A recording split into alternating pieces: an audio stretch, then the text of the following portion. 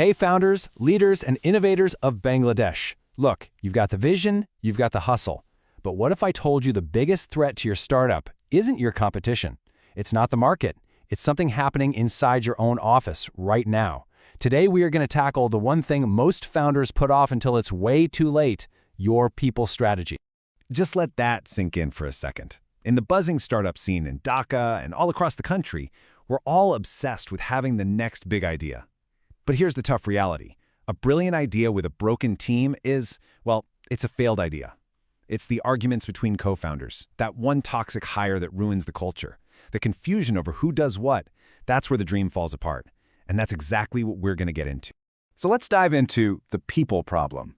Why is it that some of the most brilliant minds, people who can build incredible software and design killer marketing campaigns, so often stumble when it comes to managing their team?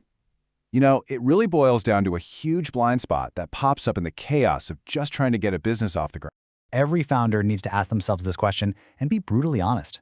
Are you the visionary CEO pushing the company forward, or have you accidentally become the overworked amateur HR manager? Is your day spent closing deals, or is it spent playing referee in arguments and trying to figure out payroll? Because every single hour you spend on that second job is an hour you're not spending on the first one, the one that actually grows your business. And that leads us right to the real cost of doing HR yourself. We're not talking about small annoyances here. We're talking about tiny cracks in your company's foundation that, as soon as you start to grow, can cause the whole thing to just shatter. These aren't just headaches. They are silent profit killers. Let's just look at this breakdown. When you hire, it's about all these hidden costs. It's the legal risks that can lead to huge fines, the constant arguments that destroy team morale, the drop in efficiency, and the long-term damage to your brand's reputation as a good place to work. Okay, so we've looked at the problem, and yeah, it's a bit scary. But now, let's talk about building the foundation for success. This isn't just about avoiding disaster. It's about setting up your company to win right from the start. And that's where HR consulting comes into play. So what is HR consulting really? First, forget the idea that it's just some outsourced department that handles paperwork. Think of it more like having a strategic partner, a co-pilot for everything related to your people. They're not just filing forms. They're helping you design the very engine of your company, your culture, your hiring systems, your policies, so that it doesn't just run, it's built to scale. And the support they offer covers, well, everything. It's like a flywheel for the entire employee journey. It starts with finding the absolute best talent, then it moves to managing their performance and helping them grow, and it all feeds into building a company culture that makes people genuinely want to stay. It connects all the dots of your people strategy into one powerful machine. So you see, this isn't just about playing defense and avoiding problems. This is about being proactive. It's about building your armor and sharpening your sword so you can go on the attack. Let's break down the key benefits that a solid people strategy can unlock for your growth. Think of it like a chain reaction, right? It all starts with clear policies and systems. That creates a workplace that feels fair and runs smoothly. When things are fair, your team is way more engaged, and your best people decide to stick around.